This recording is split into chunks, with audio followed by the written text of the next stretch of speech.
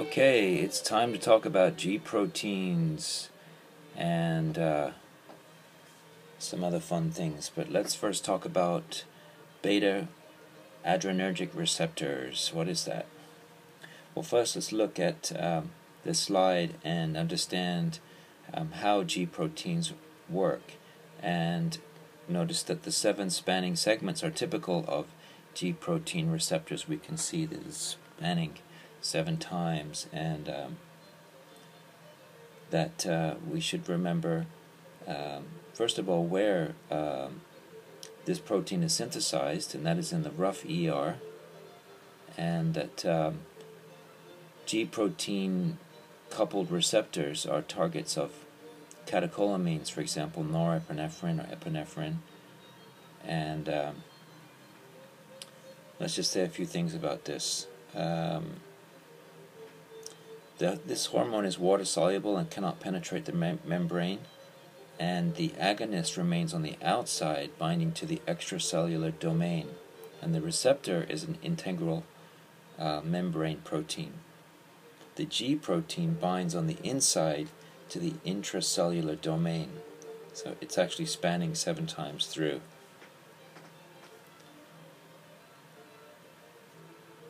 So let's talk a little bit about glycosylation.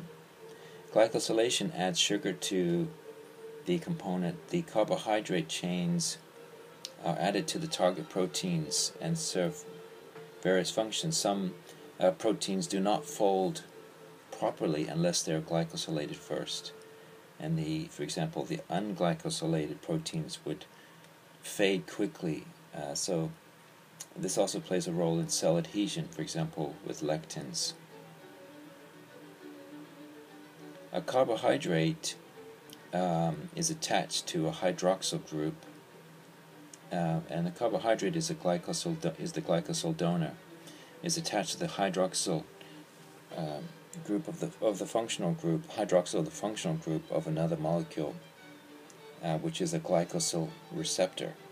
And both play important roles in the function of the receptor. Remember here that glycosylation is adding a glycoside, i.e. a sugar, to a protein. So in this introduction, understand the way that the G protein works.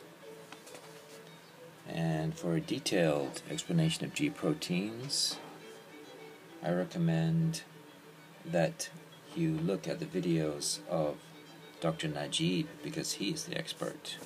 I love his videos. Anyway, I'm just talking here and trying to remember what I can. So let's move on and talk a little bit more about G protein signaling. And we are going deeper into G protein signaling. And I was talking about Dr. Najib's videos that are so good. I love the way he talks about G protein signaling and how in the beginning the alpha is friends with beta and gamma, but after it becomes functional, it is no longer friends with the beta and gamma, but then they become friends again. And this is a good way to explain it, what happens here.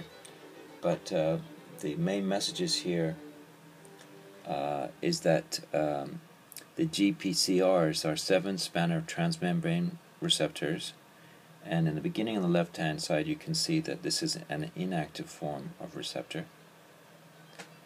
And then the intracellular domains interact with specific heterotrimeric G proteins, and GTP hydrolysis affects the release of the gamma and beta subunits, and the freed subunits then modulate specific effectors.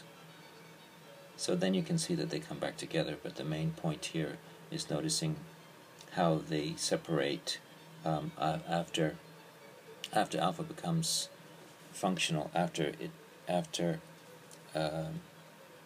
becomes GTP from GDP, it becomes functional and lets go of the beta and gamma subunits, but then they go on to do more work. Then after alpha GTP has moved downstream, it will then move back and become friends again with the gamma and beta units, and then return back to its original form.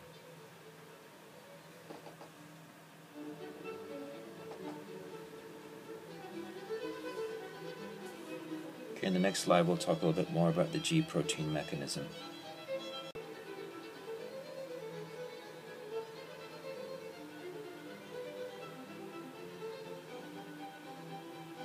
Okay, we're looking at the G protein mechanism in a little bit more detail. The main thing here is just to notice here that this is different from the kinase activity where we are phosphorylating and activating the mechanism in this way, but here we are not adding a phosphate, but we are exchanging one thing for another. So we can notice how GDP in the resting state moves on to change, and how this activates other effectors.